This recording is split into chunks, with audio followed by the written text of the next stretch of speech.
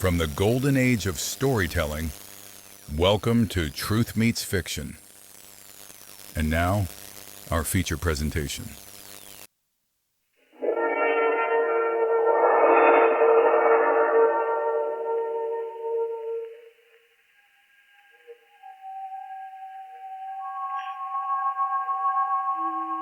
This is the Man in Black. I'm very happy to step over from the soundstage of Suspense to stand in for my fellow scare master of ceremonies, Peter Lorre. Mr. Lorre had to attend a special conclave of the International Association of Witches, Goons, and Creeps, of which he is a charter member. So I am here in his place, opening the doors of the Mystery Playhouse.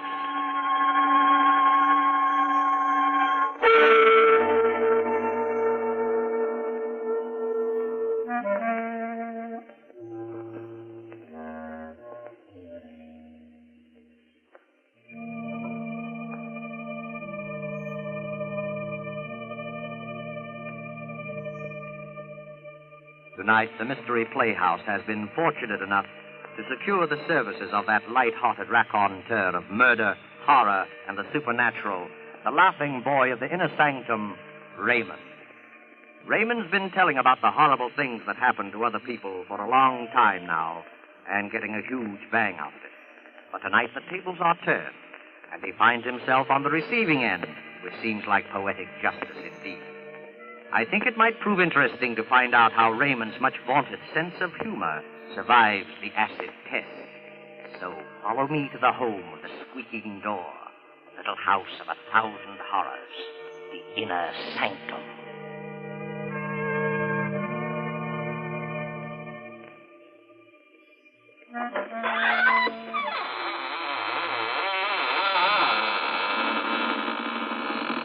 Good evening, friends. This is your host, Raymond.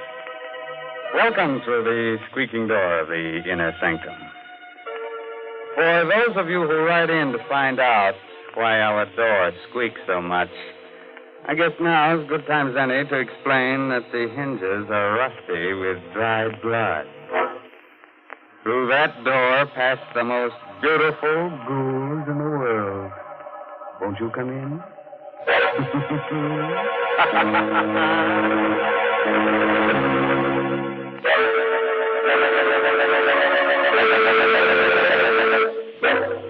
Well, friends, are you ready? Good. Now remember, if you must scream, do it with your mouth closed, so you won't annoy the rest of your family.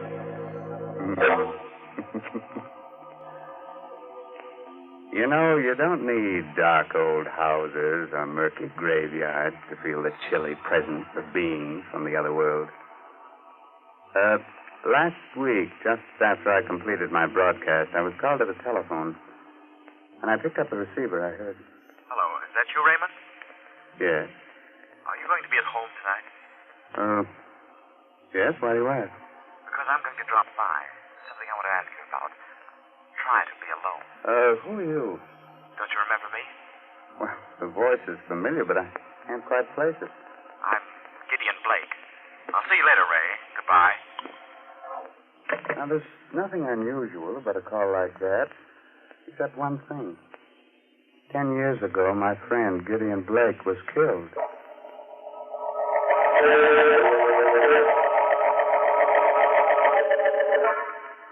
I'm sure that call was some joke. I remember laughing about it as I sat down in my living room with sandwich and basket milk.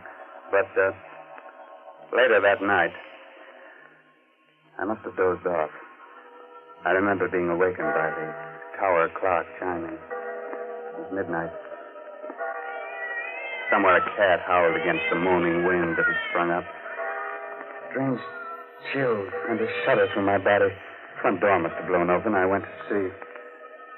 Standing there was Gideon Blake. Good evening, Raymond. Blake. You shouldn't be so surprised. I told you I was coming. Yes? You've changed so. It's been a long time. More than 10 years, I believe. But I don't understand. You were burned to death.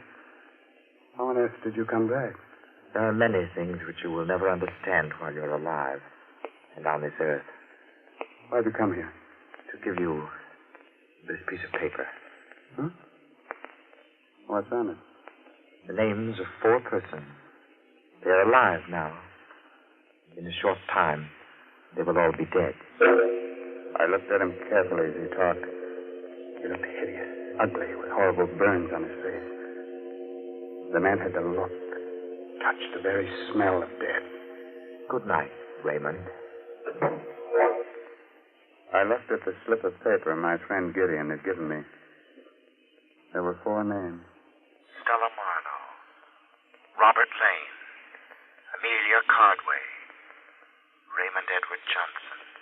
The first 3 names I didn't know. The last was very familiar to me. It was my own name.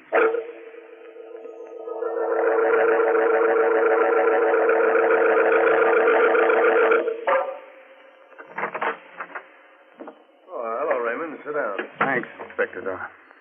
Cigar? No, thanks. What about that piece of paper I gave you? How'd you get it? I told you. Look, I'm a cop, Raymond. When I believe a story like that one, you can call the little men in the white coats. Oh. No, I'm sorry I bothered you, Inspector. Let's forget it. I can't forget it.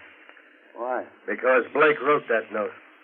Are you sure? We checked the handwriting. It's his. So are the fingerprints we found on it. How do you figure it? I don't yet. I am waiting for you I to told tell you me. everything. Hey, wait a minute. Maybe Blake's really alive. He got burned to death 10 years ago. Are you sure? Positive. We checked every angle of his death at that time because we thought he might have been murdered. Murdered? I never heard about that. Oh, Blake was with the department, you remember, working on a homicide case. The Laura Wilcox case, you remember? Vaguely. We figured someone might have polished him off, but nobody did. It was an accident. Was this Wilcox murder ever solved? Well, no. Maybe those names I gave you had something to do with the Wilcox case. Why don't you check them? I did. None of your names figure. These people never heard of the Wilcox murder. Hey, Inspector, Yeah, what do you want, Gibson? weren't you interested in some information about a dame named Stella Marlowe? Yeah. She was the first name on that list you gave me, Ray. Hmm. What about her? I just came through on the ticker. Stella Marlowe was found dead. Murdered.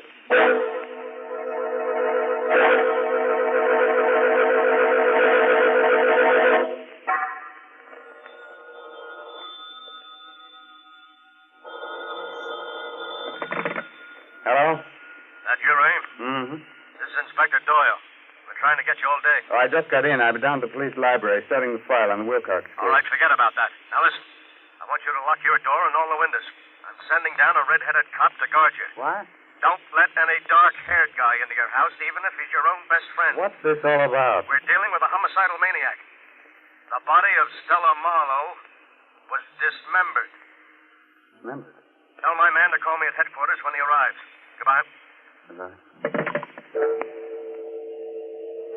Just after I hung up the phone, I noticed a little black box on the living room table. How it got there, I don't know, because my house was locked all day. I undid the black ribbon, opened it. What I saw inside fascinated and horrified me. It was a human hand.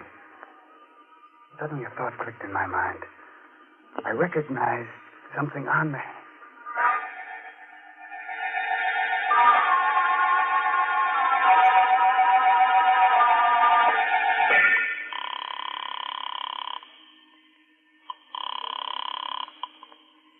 Hello, Inspector Doyle speaking. Inspector, this is Ray Johnson. Yeah, what is it? Did you ever find out what happened to Stella Wilcox? Huh? She's the stepdaughter of the murdered Laura Wilcox. Why do you want to know? Well, she was suspected of the murder for a time. Listen, will you drop that angle? Will you just answer 1 or 2 questions? Did the killer dismember the whole body in the Stella Marlowe murder? Just the hands. Fine. Did she have on a large diamond ring, the 3rd finger on the left hand? Yes. Her friends say she wore it all the time, but how do you... I've got it here. Someone sent me a hand with a ring on it. What? And get this, there's a name engraved inside the ring. The name is Laura Wilcox. What? There's a scar on the thumb. There was a scar on the left thumb of Stella Wilcox's print in your file. I took a fingerprint. The prints on the hand and the fingerprints of Stella Wilcox are identical. Are you sure? Yes. Stella Marlowe and Stella Wilcox are the same person. Did you find anything else there? Yes. Black hair on the fingernails. I'm coming down to your place as fast as I can get there. Goodbye.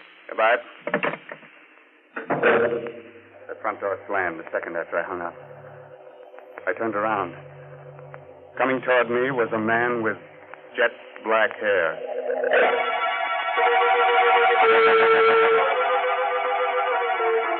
You know, I can face sudden, horrible death when it happens to other people, but when it happened to me... Well, the man with the jet black hair looked quietly at me and said... I'm Robert Lane. You're Raymond Edward Johnson, I believe? Yes. Inspector Doyle spoke to me about you. Can I sit down? What do you make of all this? I don't know what to make of it. You heard what happened to Stella Marlowe? Yes.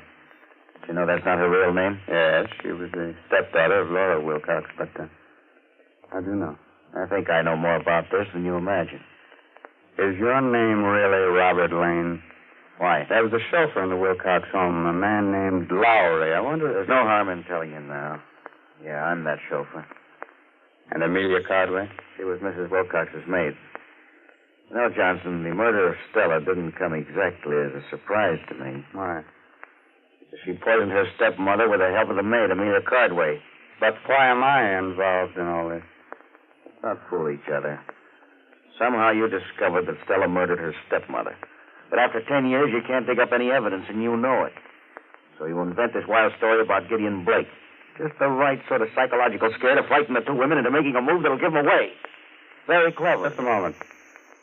What color is the hair of Amelia Cardway? Blonde. Pretty shade of blonde, in fact. Very attractive girl 10 years ago. Oh, what's in the box? I advise you not to look. I rarely follow the advice of other people. Oh.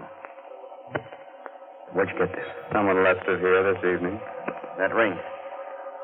Old Lady Wilcox gave that to Stella on her 18th birthday. That's the hand of Stella. I understand why you asked about the hair, Johnson. The hair under the fingernails is black, just like mine. Mm-hmm. I wouldn't be surprised if an analysis showed that it was mine. And you killed it.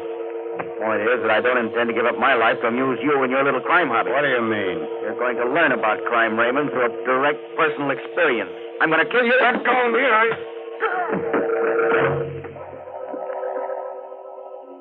He was a powerful man.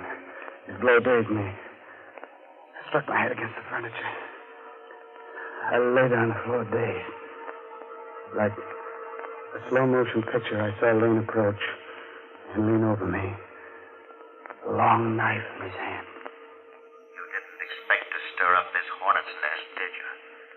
Crime and murder is very amusing, isn't it? Well, you'll find out just how funny it is. His arm raised his arm. I was powerless. He was driving the knife down. Suddenly... Let go. Grab my hand. I did. Gideon Blake. Yes. I heard him scream. Somewhere the door slammed. And I blacked out.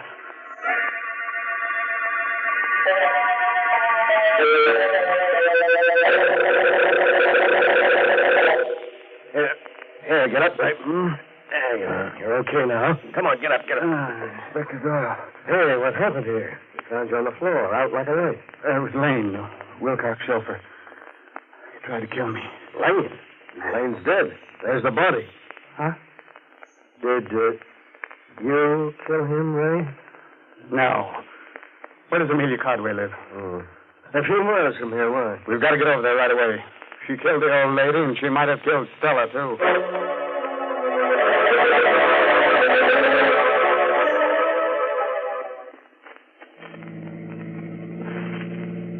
I don't see how Amelia Cardway could have done it. Maybe you'll tell me next that Gideon Blake did it. I don't know. Gideon Blake didn't have a hair on his head. Besides, he's dead. I never arrest a dead man for the crime of murder. You can't get confessions on him. Perhaps Lane did go to see Stella shortly before she was killed. They were all in this together. Yeah? They told you they didn't know each other to protect themselves. Now, that still doesn't explain how the hand got to your place, or why Gideon Blake came back from the dead, or why we found those black hairs under the fingernails. Say, I've got an idea about the hand. Yeah? I think it was dismembered so that you would never know that Stella Marlowe was Stella Wilcox. Huh? She changed her appearance, but she couldn't change her fingerprints. Well, then, who left it at your place, and why? And why should you be on the murder list? Don't remind me of that, please. Well, here's Amelia Cardway's cottage. Maybe we'll get some of the answers here. Come on. What? Inspector. Help! You hear that? Yeah. Come on, follow me, Ray. Inspector Doyle had his gun out and was running into the house. I followed a few steps behind. In a moment, I was in the living room. Doyle was standing there. Well, what happened? Why did you scream for help? In an old chair sat what was once an attractive woman. Her blonde hair was streaked with gray, but the face was a mask of terror. I recognized her from the picture in the police file. It was the former maid of Laura Wilcox, Amelia Cardway. Yes, Mrs. Wilcox. In just a minute. Come in, Mrs. Wilcox. What's the matter with her? Yeah, she's cracked or delirious. Just keeps sitting there like that, mumbling. You can't live with secrets. Someone will find out. I'm glad they found out. Now she'll never come to see me again, never. Yeah, well, who came to see you? Mrs. Wilcox. I didn't want to give her that medicine. I knew it was poison, but Stella made me. She made me. And so did he, the chauffeur. Getting out of the chair, Inspector. Look, there's a knife in her back. Miss Cardway. There she is, at the top of the stairs. Mrs. Wilcox. Where? At the top of the stairs, Inspector. Look, it's Laura Wilcox. I'll tell everything, Mrs. Wilcox. We were all in on it together. Stella, the chauffeur, and me. I didn't want to do it. Forgive me for... I'm going upstairs. You look after Ray. The moment he reached the bottom steps, Mrs. Wilcox disappeared. I stooped over the Cardway woman. She was dead. A burst of pistol fire came from the upstairs part of the house. A moment later, Inspector Doyle came tumbling down the stairs, the gun still in his hand. He was unconscious. I looked up. At the top of the stairs stood Mrs. Laura Wilcox. She said nothing, but calmly came down, holding the poker she had struck the inspector with.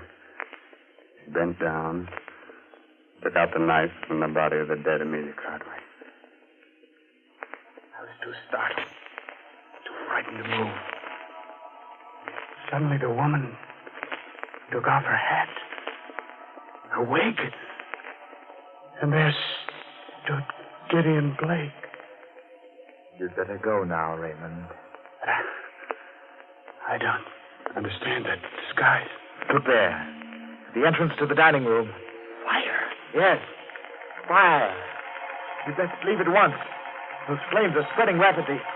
Take Inspector Doyle with you. Blake, hurry. Yours is the last name on my list, you know. He didn't have to say any more. I dragged the inspector through the door. Gideon Blake turned, smiled at me, and walked directly into the flames. That was the last I ever saw of him.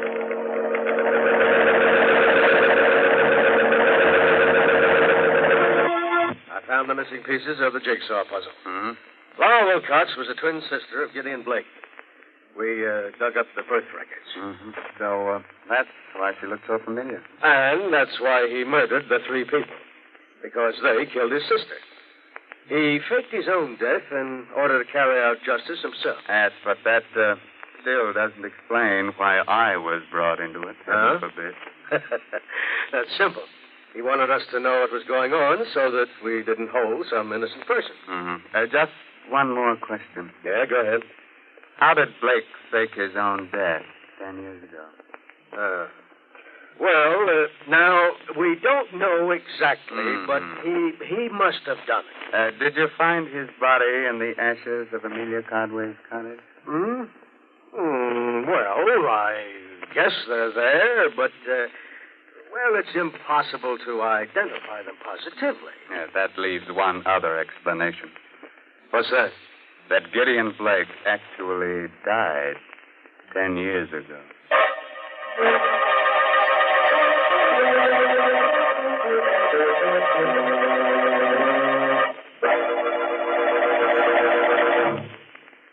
A word of advice, naturally.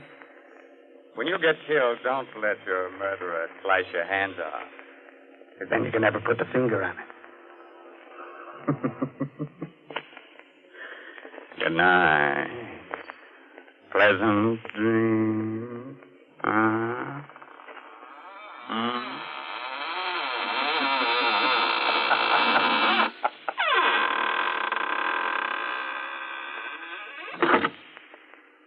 You have been listening to an Inner Sanctum Mystery starring Raymond Edward Johnson.